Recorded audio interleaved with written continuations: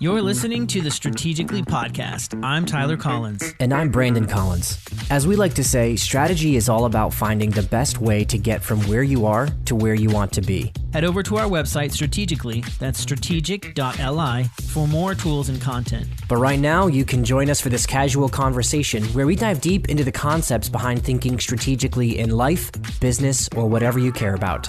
In this episode, we discuss how burnout comes from working hard without knowing if you're headed towards something you truly care about, and how sometimes getting what you always wanted could be the worst thing that ever happened to you. We also dig into how not having a high-level purpose can trip you up during the strategy building process. So let's get into it. Really get going and start setting actual goals, specific, attainable, all of those things. So I don't think this has to be a big, huge, long process to get where you really need to get to really start moving forward and to the point of like this whole show, actually start building a strategy for accomplishing that vision, that reality. And here's what I'd say. I just added a note while you were, I didn't want to forget while you were talking below that is I think that when you start, you probably have some deep intuition and, general sense of who you are and your core, as we will talk about later, and your sort of these existential questions. However, I think it is less accurate if you've never done this before. Meaning, here's what I mean by that. When you take time, like I've probably done it 3 different times in my life, and I'm 33. Yeah, I forget sometimes. And I've probably done it 3 different times since I've been, 18 or 20, maybe, probably 18. So, but as I've done those, I think that helps sort of hone your intuition, and then you don't have to update it every month or 6 months, right? Mm-hmm. Because your intuition is sort of sharpened and honed, and then you can sort of trust yourself a little more, trust your gut. But if you've never, this is what I wanted to say, if you've never done it, I would say 2 things. Number 1, I do not think, I'm curious if you would agree with this statement. Let me reverse them so that you can then answer my question. The first thing I would say is, I think it is very helpful, borderline vital, for you to live a fulfilling life that's going to bring you joy. You need to do that. You need to set aside some time. And there are great resources out there that really focus on that, sort of the existential questions. I would go so far as to say it's probably the number 1 reason why people are leading an unfulfilled life is because they either don't do it ever or they don't do it enough. Yeah, agreed. And I think we may hit on a little bit of that, but I would encourage you, and maybe we can put some in the show notes, some other resources about that. But because that's not really our thing, but it is that's not so the primary important. Focus. Yeah, yes, so important. But the second thing, this is the question I wanted to ask you. So because I started to say, I think it's valuable, it's vital to your life. I don't think that it is vital in the sense that you can't create a strategy unless you've done that first. That's what I started to say earlier. I do think you need at least a couple of steps up, zoomed out. From where you are, but I don't think you have to go all the way to Mount Everest in order to develop a strategy for something. Yeah, I mean, my point was I think there's a baseline. I don't know what other word to use. And we need to definitely get into defining how far is too far and, those questions you wrote down earlier. So we need to get into that.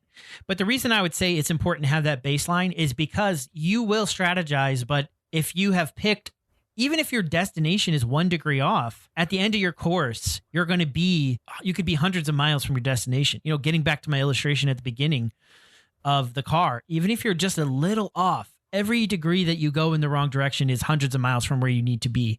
So that's why I think there's a baseline that you have to have figured out before I would say, go start planning your strategy and executing it. I would say, no, don't do any of that till you have the baseline done. But I think the downside of the analogy you used there, and I know it's just an analogy, so I'm not trying to pick on just that analogy, but it's not a straight line that you're traveling. You're going to course correct. And obviously part of what we're talking about is minimizing the amount of course correcting you need. But I think if you get into, what if I'm just a little bit off? I have to know exactly where I'm going. I think that can be paralyzing.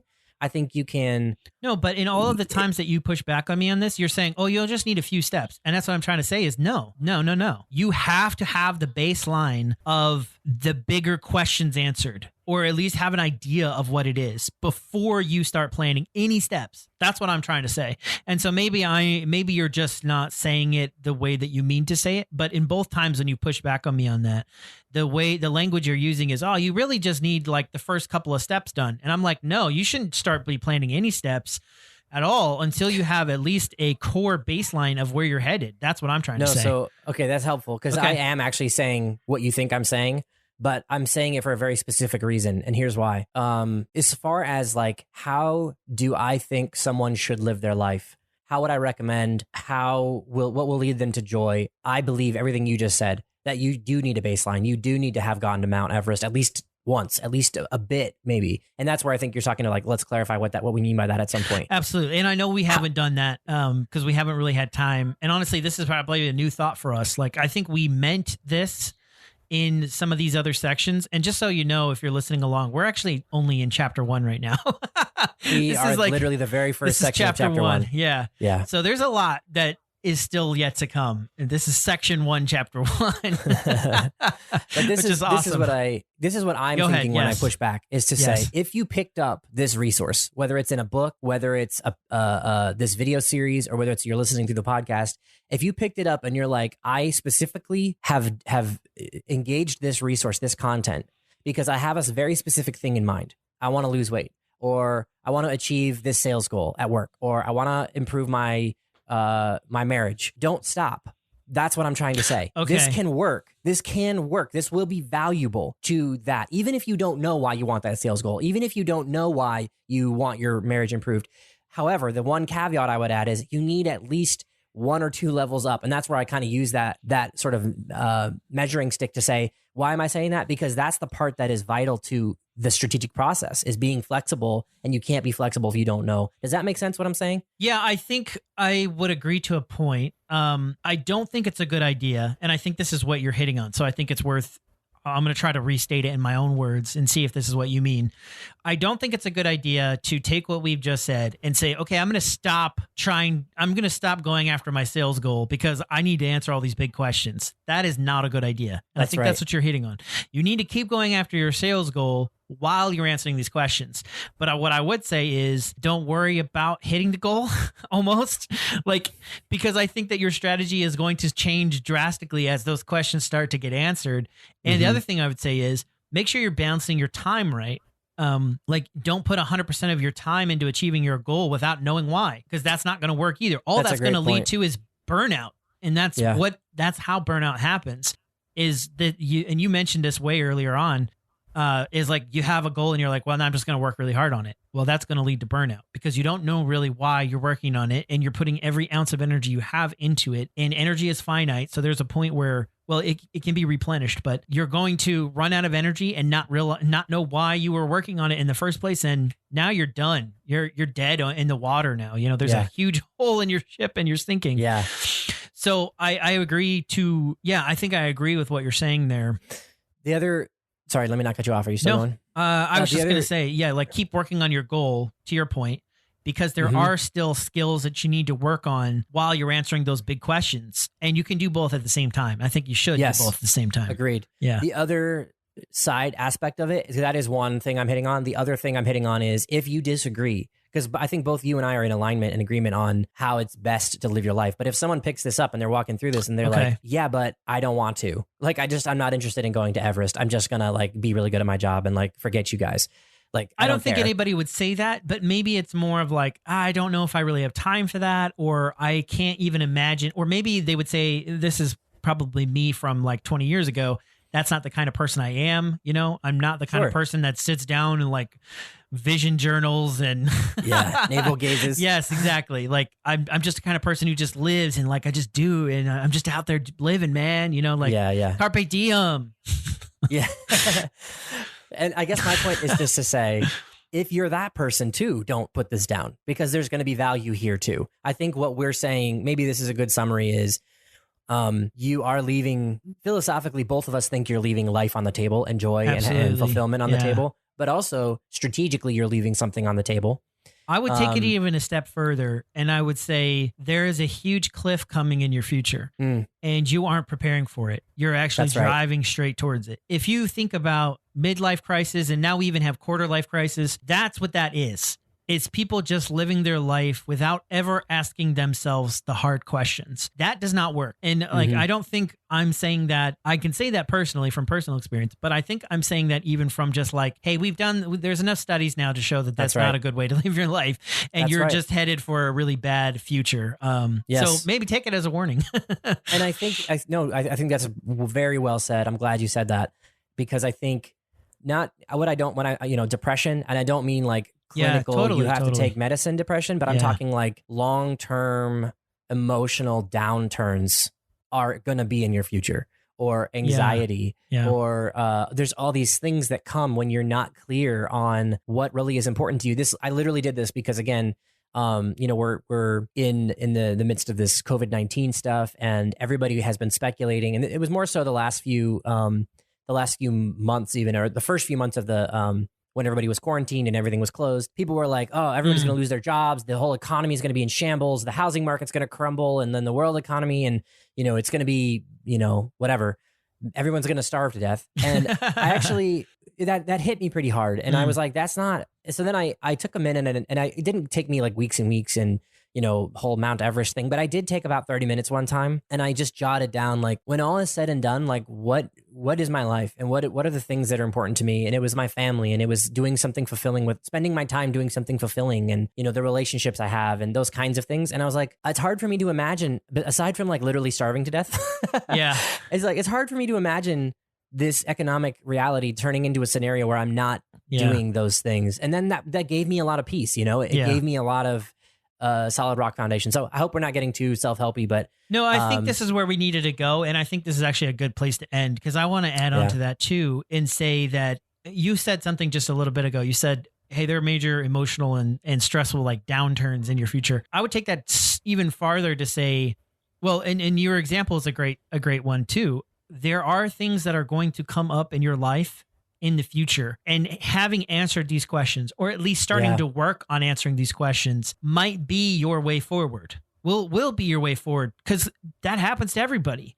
There's no such thing as a person with the perfect life. I mean, if they exist, I've never met them. Troubles come, hardships come, even emotionally hardship. I was just telling my wife the other day, like, I just woke up on a day and it was like, I do not feel good today. And every little thing was like bothering me. And it was like, I couldn't control my emotions, and I don't need to get into all why that happened, but that's just a reality of life. Sometimes is like, this is not going to be a good day for me. Yeah. But the thing that I hang on to, that I anchor is probably a good word, during those storms that come, is the answers that I've already made to these big questions. Those are the things that help me get through those storms, that help me continue driving forward in the moment when all I want to do is like quit. When I just want to like be done for the day, when when I don't want to be a parent anymore. Like, can I get a shout out from parents? You know what I'm saying? And you're like, well, yeah, I'm not going to quit being a parent. I can't. Like, this little human still relies on me every day to live. Yeah. So to continue moving on, to continue putting one step in front of the other, to continue doing the next right thing, which is another thing I've heard a lot recently, is having answered those questions. So if you've never spent time doing that, and this is the other point that I want to make, and maybe this is a good place to end. This isn't a conspiracy theory. I just want to preface what I'm about to say by saying that. Oh, great. I have no idea where you're about to go. I know. I'm glad you don't. I do think that in our culture, and I don't want to speak for other countries or cultures, I just want to speak for our culture, that the culture you and I live in, that we, embody, there is an amount of shut up and buy my thing.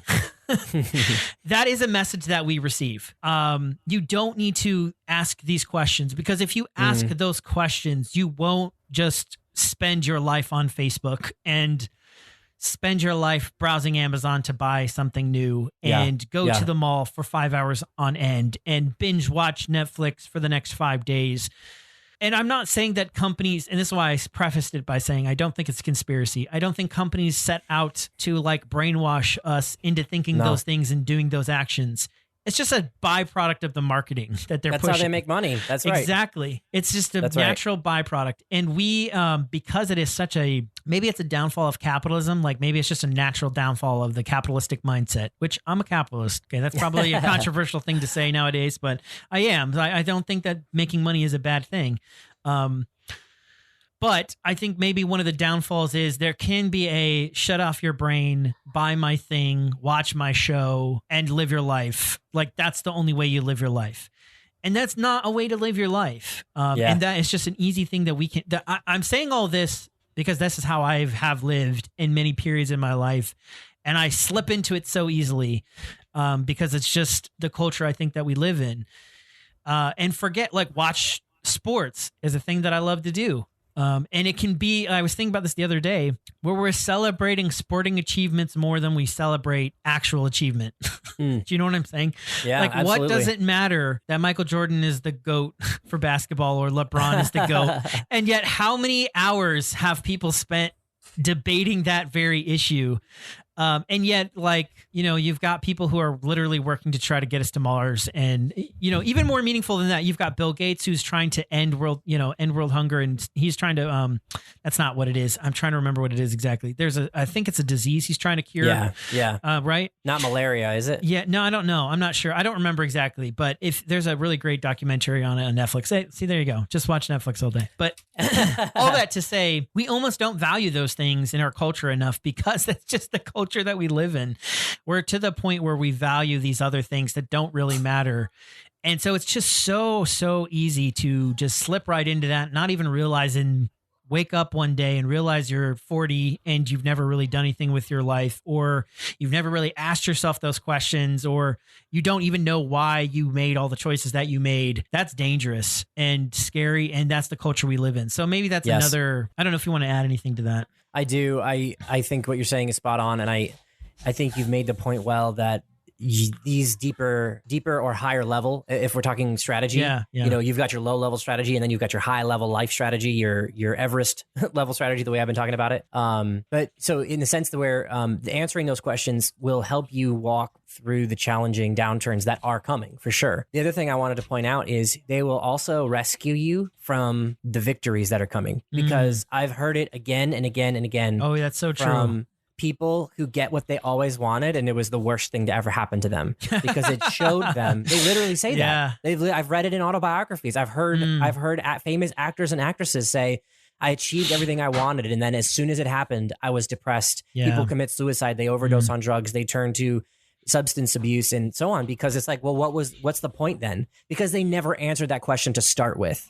They never decided what, and the worst part for those people is when they get there and they realized how much time, how much energy, they've put into it. They've put into it, how many relationships they've sacrificed, only to realize, as we started, literally we've come full circle, only to realize I'm not in a place I want to be. I've reached my destination and it was the wrong destination. And the higher and loftier you set your goal, the greater the risk is when you get there if you have not answered that question. You know, because you're gonna kill yourself. You're gonna kill those around. Not kill. You're gonna harm yourself. You're gonna sacrifice. You're gonna sacrifice people around you. You're gonna sacrifice health. All that stuff. And maybe that's a good thing. There are things that are worth sacrificing for. You know, there are things that are worth broken bones and lack of sleep for a while. Not long term, but you know. But like, is this that thing for you? You really need to have that answered. So I think that's a great point to land on. And I also just want to bring it back because I know we've gone this is a very interesting direction we've landed. I know, and neither of us really thought we were going to go this way. No, so that's very interesting. But I want to point out, why did we start here? Why are we even talking about this? Because in strategic thinking, you have to know what is the desired future that you're after, and you have to know why you're after it. That's number one. And you can't really develop a strategy. A strategy just takes you from point A to point B, helps you get you where you're going. But if you pick the wrong destination, it hasn't helped you. And so that's number one. But also number two, in order to do strategy well, you have to have a certain amount of flexibility. You have to be able to abandon your short-term goals, and you cannot, or your short-term goals, even your medium-term like level goals and destinations need to be able to be jettisoned if they are unreachable. And you can't do that effectively. Or maybe not jettison is the wrong word, but you need a new path to them. You need to sort of them. Yeah, absolutely. You come around and do a new approach, and you won't be able to do that if you haven't thought through the high level stuff. So, another thing that I've noticed a lot too, watching TV, but not just TV, actually mostly TV. I've watched a couple of shows recently that kind of drove this point home to me with what you were just saying, is even getting so far down the road on a thing that you thought you wanted only to not be able to achieve it for some reason. Yeah. And the just life-breaking, heart-crushing reality of realizing that. Like, imagine that you are a very, very good basketball player. I really love basketball. That's why I keep going back to it. But I'll use some other examples in a second. And you are great in high school and you get recruited to a D1 school and you're, a reasonably good player, maybe a role player, but not a star, whatever it might be, only to then never get drafted. But then you maybe go to some camps and you get in the D League, but then you never get drafted in your entire life. Your dream is done, right? Because the only dream I have is to make it to the NBA. Well, maybe not. Like, what if your dream was to be a professional basketball player? You could go to Europe. There's other possibilities, other ways of thinking about it. So I think, just to double down on the point you were making too, there is a point where if you set your goal to be this like very, very specific thing and you haven't asked yourself those big questions and answered those big questions, then when you have, like, to your point, whether you actually get it or whether you get right on the precipice and don't get it, like, you're going to be crushed either way. The other, I won't get into it because it's kind of crazy, but I was just watching, here's the other example I was going to use is on these music shows, where the singing competition. It's like, my whole dream is to be a star. And you're like, reality is there's not that many music stars in the world. That's and right. You're probably not going to be one. Yeah, exactly. Yeah. And it's harsh to say that. And you don't want to like tamp on people's dreams either. I don't want to do that to my kids either. If my child said to me like, hey, I want to be a, famous singer when I grow up, I'd be like, yeah, go for it. But flip side to that is answer the questions. Why do you want to be that? Why do you want to go for that? Because there might come a day, like, there are so many other careers that you can have in full-time music that aren't that. But that is the big flashy one. That's the one everybody says they want. But you could be just as fulfilled doing music for movies, or writing songs for kids, or fill in the blank. Like, there's so many different things that need music. There's so many other ways to fulfill that. Start a music YouTube channel. They're huge nowadays. So knowing those answers can save you from both success and failure. Yeah. And the reason I say failure is because I see this a lot now recently where people get so close, but just they reach a point where they can't go any farther for whatever reason. Maybe they're not talented enough. Maybe they don't have the hard work that it takes, or talent is one that I see a lot. Like, you are just born with limits, and we don't always know what those limits are until we reach them, and it's painful to find that limit. That's something I've experienced in my life. Like, the older you get, the more you realize, like, I don't think I'm going to go any farther in this area. Like, that's you realize how big the pond of the world is. Exactly. You've been in little ponds. I want to say one more thing, and then maybe we can wrap. Unless you have, definitely. No, not that kind of rap. Sorry, I'm probably going to cut that from the podcast. When you do get all the way out, and this is real philosophical, so that's how I know it's time to wrap. Yep. When you do get to the true existential questions, you'll find that those answers, the why am I alive, to those kinds of questions, you can't fail. Exactly. Here's what I mean. Yeah. They're so fundamental. Things like, I want to live an honorable life, or I want to leave people better than I found them. No one can steal that from you. Yep. No economic downturn can cause you to fail at achieving that. That's something that you alone control. That's exactly right. Exactly. And so I think that that is another good reason to spend that time. Don't roll your eyes too hard at the whole navel gazing thing, and certainly don't take it too far to the extreme, but it is a critical piece of living a good life, a fulfilling life, and it's a critical piece of having strategy that works out well. Well, that's all for this episode. We hope you enjoyed it. If you'd like to hear the rest of this conversation, make sure to subscribe so you get new episodes as they're released. You can also view this content along with visuals on our YouTube channel. The link is in the show notes. We'll see you on the next one.